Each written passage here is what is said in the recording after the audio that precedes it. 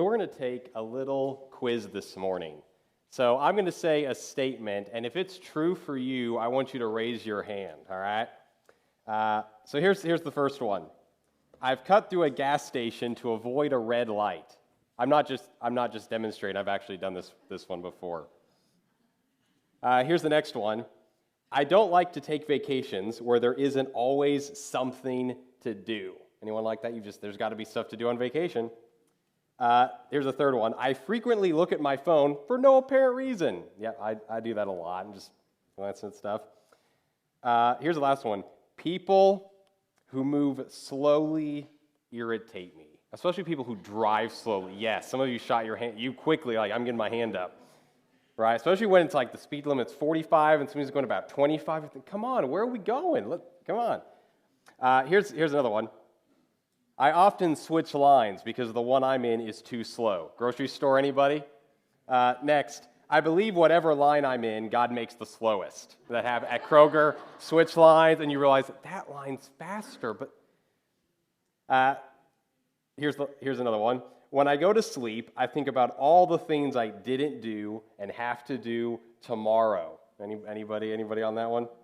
I don't have time for things like paying bills or seeing the doctor.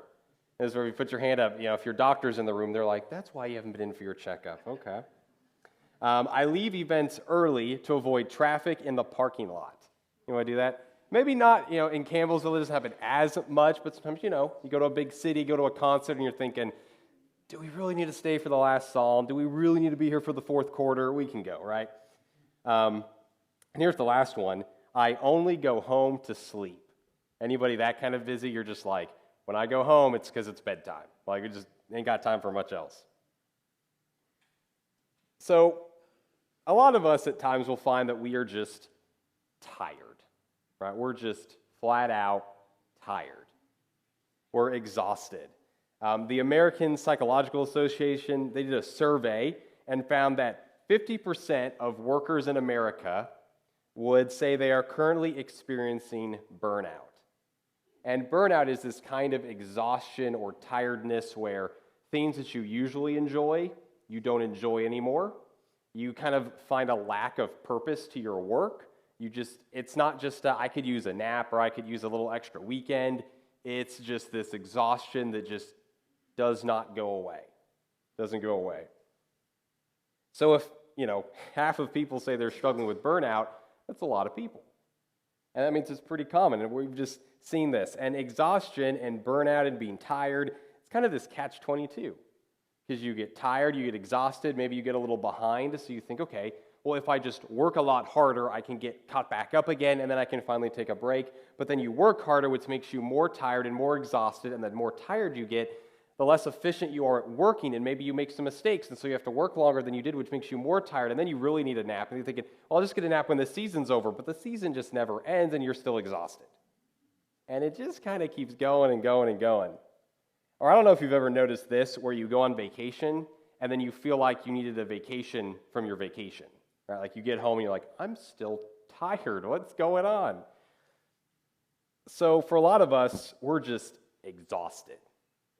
And as we've been going through this series in the Psalms about our emotions, we've talked about joy and shame and sadness and anger. And this morning we're going to talk about being tired. And that at first might not really seem like an emotion. Like tired, that seems a little bit different. But being tired actually affects all your other emotions. Because when you're tired, it's easier to get angry. It's easier to feel lonely. It's easier to get depressed. It just wears you out in such a way that everything else becomes more of a struggle. And David writes about a kind of a different sort of way that we can live when we are tired. So if you want to turn to Psalm chapter 23. Psalm chapter 23. And David begins in this psalm, as Taylor read for us just a little bit ago. The Lord is my shepherd. I lack nothing. I lack nothing. And that's a really hard statement for us to believe, because most of us could pretty quickly think of some things that we're lacking, right? Like, And sometimes even if you're not sure what you're lacking, you can figure it out, And sometimes it's almost like if there was only, I don't know, like a list out there, if there's just something we could like scroll through that would remind you of all the things you lack. Like you could see what everybody else has and what everybody else is doing. Maybe like an app on your phone, and there's just pictures and of what everybody else is doing, what they got for Christmas, their vacations, the new car they bought, and then you go, oh yeah, that's what I'm lacking. Thank you, I forgot, but now I see you doing it. If only we had something like that. Because, you lack things like owning a house or having a bigger house. You lack a spouse. You lack a child. You lack a grandchild. You lack a new car. You lack the latest iPhone. You lack a high school sports record or a state title. You lack flawless skin, or you lack the photo editing ability to make it look like you have flawless skin on that app we talked about. Just no matter what it is, we always find something that we lack. Like if only I just had this. If I could just get that. But David, he writes that, well, the Lord is my shepherd. I lack nothing. Nothing I need. Nothing else I want. I'm good. And that Hebrew word for lack shows up a few different times in Scripture. Probably one of the most significant ones is in Exodus chapter 16, where God gives the people manna. Israel's wandering through the desert. They have no food, and so God says, well, every morning you're going to wake up, and there's going to be this stuff on the ground, and that's food for you. And manna literally means, what is it? But in Exodus 16, it says that the people, every day they went up, and they got the amount of manna they needed, and no one had any lack. Everybody had what they needed. Everybody had just enough. So David begins by saying, well, when the Lord's in control, I'm good. I've got everything I need. I'm taken care of. I'm set. But then he goes on. He says, the Lord is my shepherd. He makes me lie down in green pastures. He leads me beside quiet waters. He refreshes my soul. He guides me along the right paths for his name's sake. Now notice he says, he makes me lie down, not he asks you to lie down. He doesn't invite you. He says, hey, don't you think it'd be a great idea right now if you lie down? Hey, you want to come over this evening and just kind of lie down on the couch? No, he says, get on the couch. He makes me lie down. And the irony is, when it comes to like trying to take a break and rest, that if you don't do it, actually your illness will be your rest. I've kind of noticed that in my life at times when I just feel like, man, I just really need a little downtime. I need to slow down. Guess what happens? I get sick. I get the flu. I get some bug, and then I have to call Rodney. Hey, I got to take today off. I don't feel good. That tends to happen. Wayne Mueller, he wrote a book all about the Sabbath, and he put it this way. He literally just said, if we do not allow for a rhythm of rest in our overly busy lives, illness becomes our Sabbath. So he wrote that about just what we go through.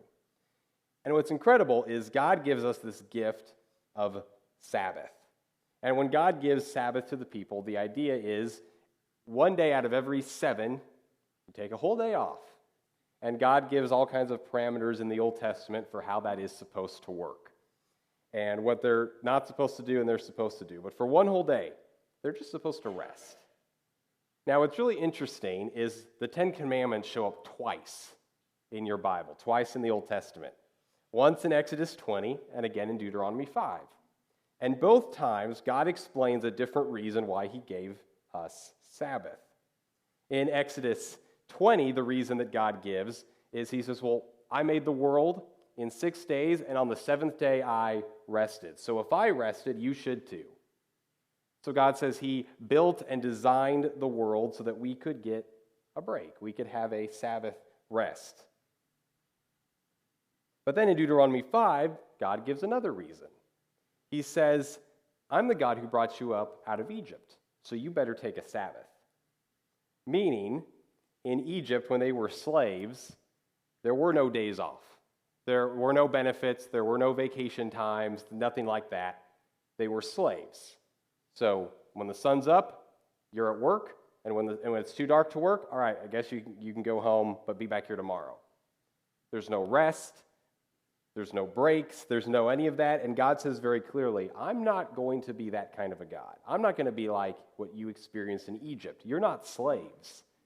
So I'm going to give you time off, something the Egyptians never gave you. And so God builds this rhythm of Sabbath into the way the world works, into the way things are created. So we get this rhythm that he creates us in because he's not a slave driver. And he also wants us to not become slaves.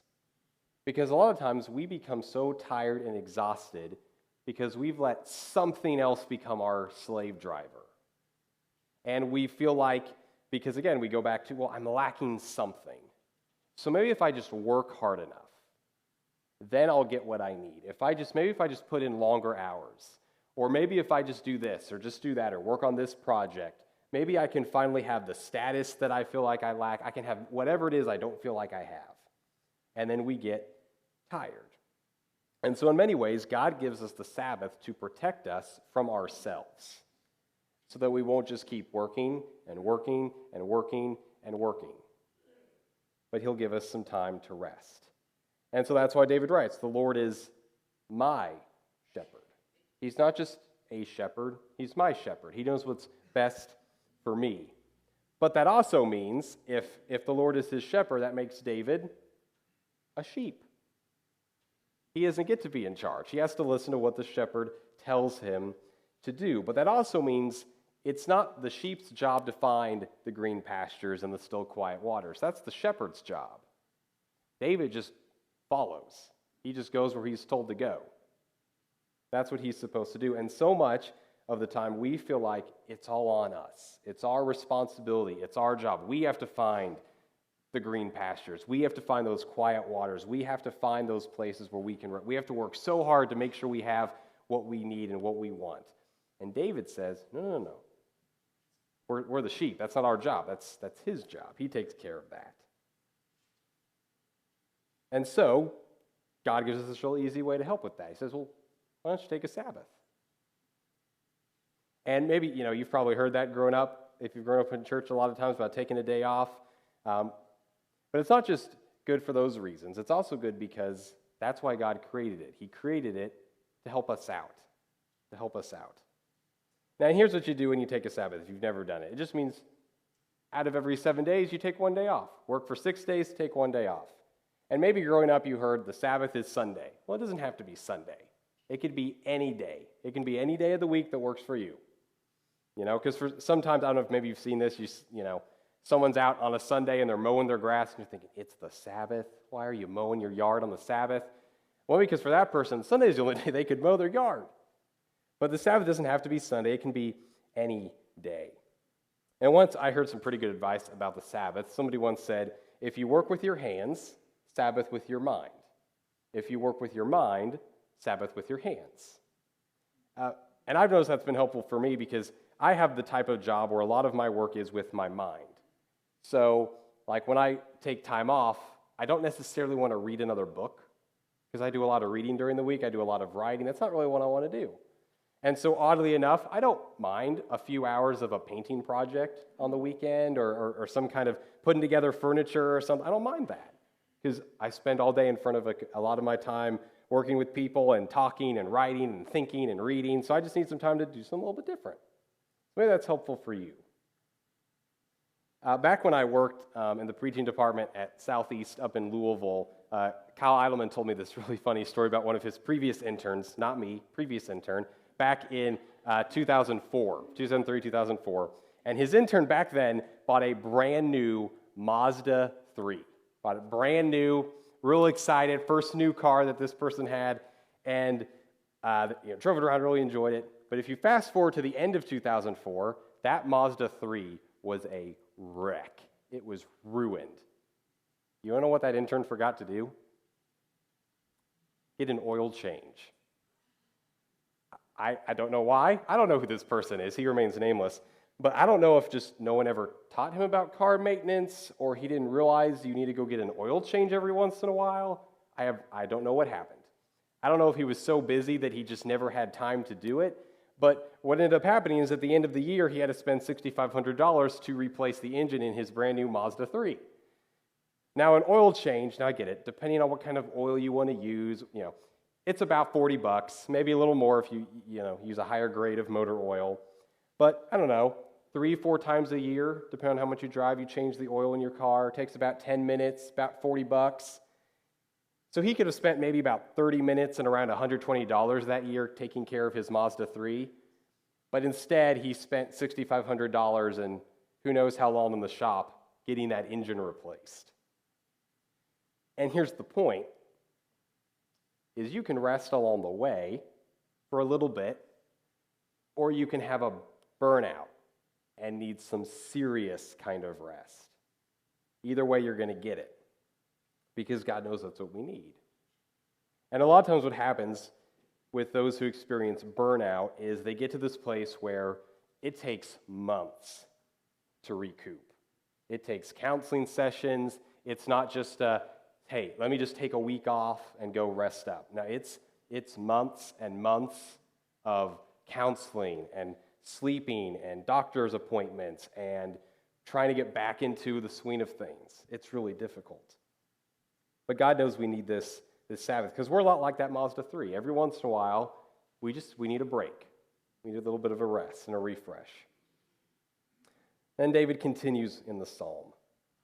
He says, even though I walk through the darkest valley, I will fear no evil, for you are with me. Your rod and your staff, they comfort me.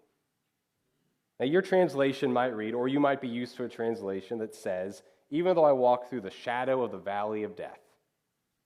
And in Hebrew, that little phrase right there, it's literally like deepest darkness, dark darkness. And so it's this idea of it's as dark as you can get. And some of you, you're walking around right now in the deepest darkness.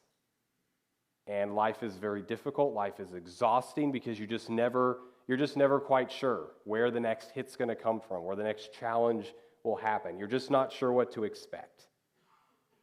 I remember the first time I took one of those guided cave tours with my family, probably in elementary school, and we were in Missouri somewhere on this trip, and went through the cave tour, and it was the very first time that I'd been on a tour where, if you've been in caves, you know they do this. They take you somewhere in the middle of the cave, and then they say, okay, we're going to turn out all the lights now.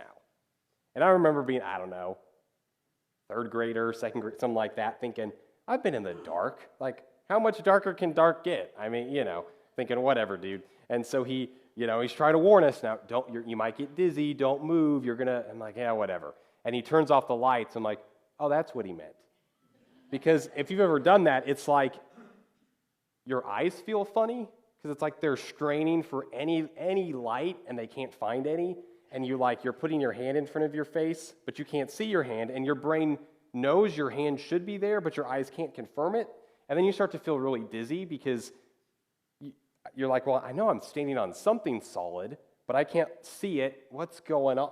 And you don't know how far away everybody is. It gets kind of weird. It gets disorienting. And when you're in the darkest darkness, when you're in that kind of a valley, that's what it's like. You kind of get disoriented.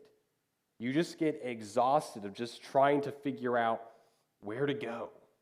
Things that you used to be certain of, you're not so certain of anymore. And it takes a lot of energy, and it gets exhausting. It gets disoriented. But what does David say? He says, I'll fear no evil, for you are with me.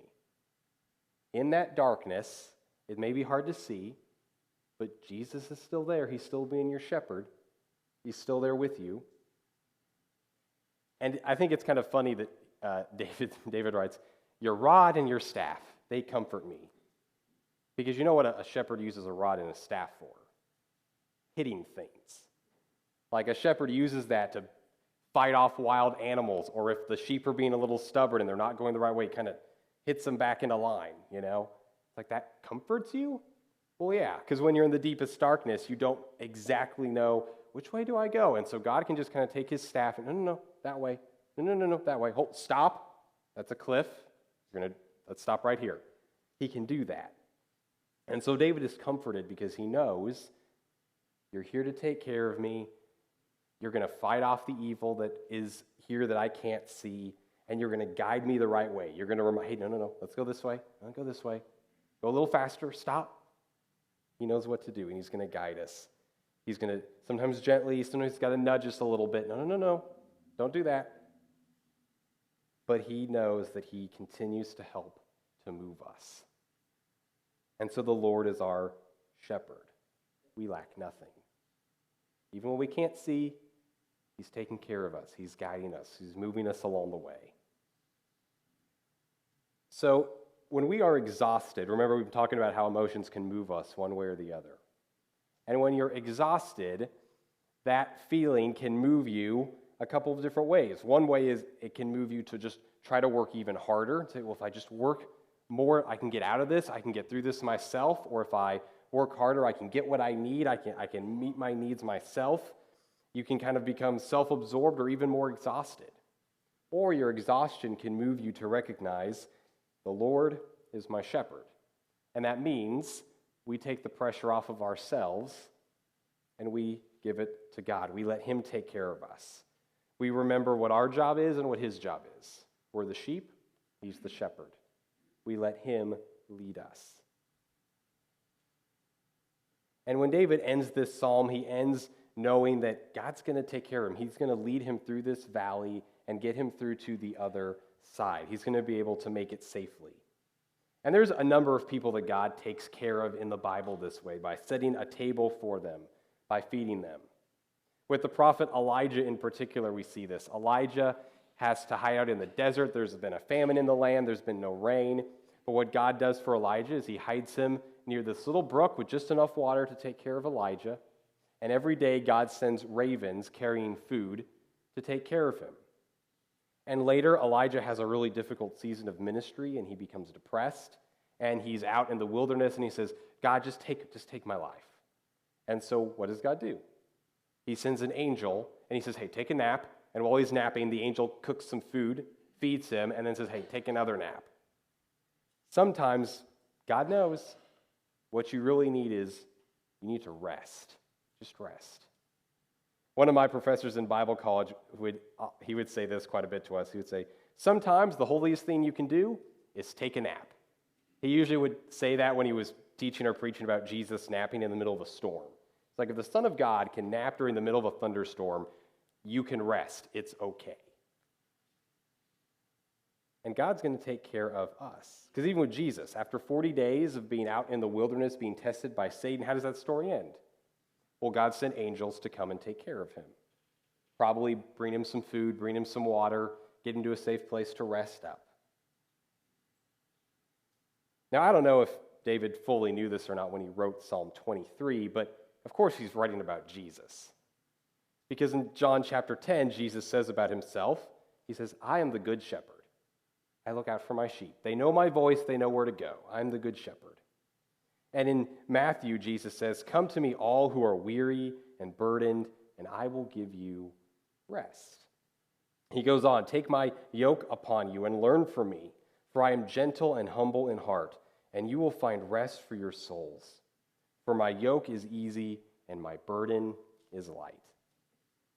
And that idea of this yoke that Jesus talks about back in his day, the yoke, that harness you would put around oxen to pull a plow, they use that as a metaphor for the type of teaching that somebody would give to you. And so the idea was, if you take Jesus' teaching on and you follow what he has to say, it's actually light. It's easy compared to all the other teachings out there. And Jesus, in a way, he is the Sabbath. A walking, moving, living, breathing Sabbath rest for God's people. Said, you really want to take a rest? Come follow me. Do what I teach you to do. Because the way Jesus teaches us to do is to live in such a way that we're not slaves to something anymore. We have this freedom that doesn't come from anywhere else. And Jesus' invitation over 2,000 years ago is still the same. He still says to us, come to me. If you're weary, all of you who are tired, come to me, take my burden on, and you will have rest. Because he's the good shepherd. His way is better than our way. He knows what we need. He knows how to provide and how to take care of us. And so for following Jesus, that's a choice for all of us to decide, do we want that kind of rest for our souls? Do we want to let Jesus be the shepherd? And do we let him guide us? And for some of us, that might mean we have to take the shepherding stick out of our own hand and give it back over to him and say, all right, lead me, Lord. Show me where to go. Let's pray. Dear Father, I thank you so much for your gift to us of rest. And thank you, Jesus, that you are the good shepherd and you offer rest to us in a deeply satisfying and fulfilling way that's just different from everywhere else in the world, that you teach us a kind of way to live to where we don't have to be slaves to something else, to live in such a way that we lack nothing. And God, help to guide us when we're in those seasons of the deepest darkness. And continue to guide us and comfort us with your rod and your staff. And help us to trust that you are preparing a table for us in the presence of our enemies, that our cup will overflow, and that we will forever get to rest in your house. In your name I pray. Amen.